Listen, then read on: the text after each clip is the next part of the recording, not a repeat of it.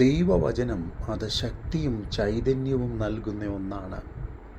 പലപ്പോഴും നാം അത് കേട്ട് മറന്നു പോകാറുണ്ട്. ദൈവവചനത്തെ ഉള്ളിൽ സംഗ്രഹിക്കുവാൻ കഴിയാത്ത സാഹചര്യങ്ങൾ പലപ്പോഴും നമ്മുടെ മുൻപിൽ കടന്നു വരാം. എന്നാൽ ദൈവവചനം ശക്തിയും ചൈതന്യവും നൽകുന്ന ഒന്നാണ്.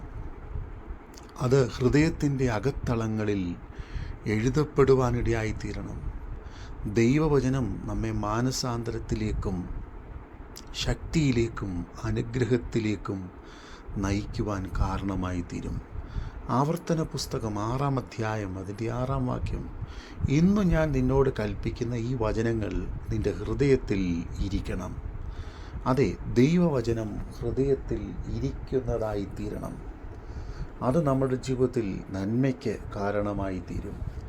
നമുക്കറിയാം, കുഞ്ഞുങ്ങൾ സ്കൂളിൽ പഠിക്കുമ്പോൾ അവർ സ്ലേറ്റിൽ പലപ്പോഴും പല കാര്യങ്ങളും എഴുതി പഠിക്കാറുണ്ട്.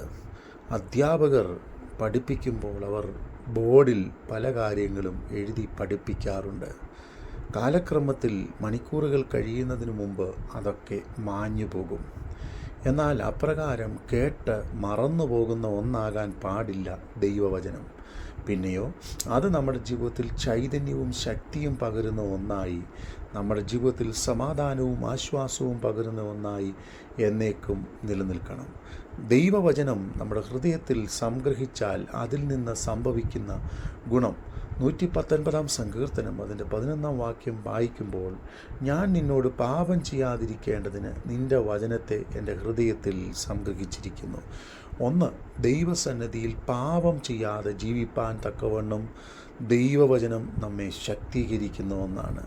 പിന്നെയും റോമാലേഖനം 10-ാം അധ്യായം 8-ാം വാക്യം, വചനം നിനക്ക് സമീപമായി നിൻ്റെ വായിലും നിൻ്റെ ഹൃദയത്തിലും ഇരിക്കുന്നു.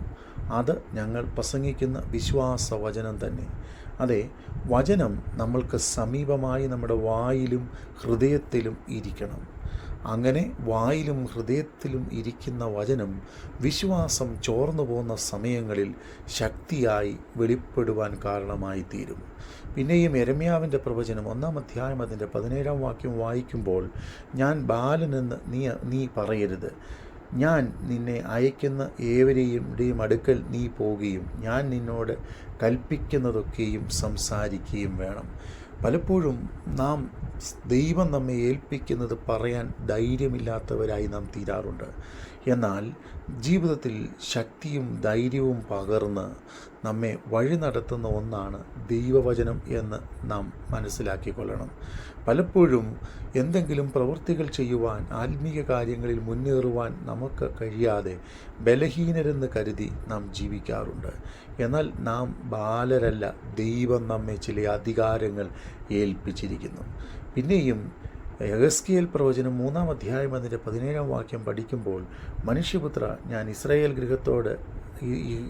ഗൃഹത്തിന് കാവൽക്കാരനാക്കി നിന്നെ ആക്കിയിരിക്കുന്നു. നിൻ്റെ വായിൽ നിന്ന് പുറപ്പെട്ടു വരുന്ന വചനം കേട്ട് എൻ്റെ നാമത്തിൽ അവരെ പ്രബോധിപ്പിക്കണം. അതെ, ദൈവവചനം പ്രബോധിപ്പിക്കുവാൻ കാരണമാകത്തക്കവണ്ണം അതിൻ്റെ ശക്തി നാം പ്രാപിക്കേണ്ടുന്നവരാണ്. പലപ്പോഴും ദൈവവചനത്തിൻ്റെ ശക്തിയെ നാം ഗ്രഹിക്കേണ്ടുന്ന വണ്ണം ഗ്രഹിക്കുവാൻ കഴിയാതെ നാം പലപ്പോഴും ഒഴിഞ്ഞു മാറുന്ന ജീവിത സാഹചര്യങ്ങൾ നമ്മുടെ മുമ്പിലുണ്ട്. എന്നാൽ മറ്റുള്ളവരെ പ്രബോധിപ്പിക്കുവാൻ തക്കവണ്ണം, ശക്തീകരിക്കുവാൻ തക്കവണ്ണം, മാത്രമല്ല നമ്മളുടെയും ജീവിതത്തിൽ ബലമായി തീരത്തക്കവണ്ണം, അനുഗ്രഹമായി തീരത്തക്കവണ്ണം ദൈവവചനം നമ്മുടെ ജീവിതത്തിൽ പ്രാവർത്തികമാക്കുവാൻ നാം തയ്യാറായിക്കൊണ്ട് മുൻപോട്ട് പോകേണ്ടുന്നത് ആവശ്യമാണ്. അങ്ങനെ നാം മുൻപോട്ട് പോയാൽ നമ്മളുടെ മുമ്പിൽ ഉയർന്നു വരുന്ന പ്രതിസന്ധികളുടെ മുമ്പിൽ പിന്മാറ്റക്കാരായി തീരുകയല്ല, പിന്നെയോ ദൈവത്തെ അറിഞ്ഞ് ദൈവിക ബലം പ്രാപിച്ച് വീര്യം പ്രവർത്തിക്കുന്നവരായി, അത്ഭുതം ചെയ്യുന്നവരായി, ദൈവകൃപയിൽ ശക്തി ആർജിച്ചവരായി, മേൽക്കുമേൽ ബലം പ്രാപിച്ച് മുൻപോട്ട് പോകുവാൻ ദൈവം നമ്മെ സഹായിക്കും.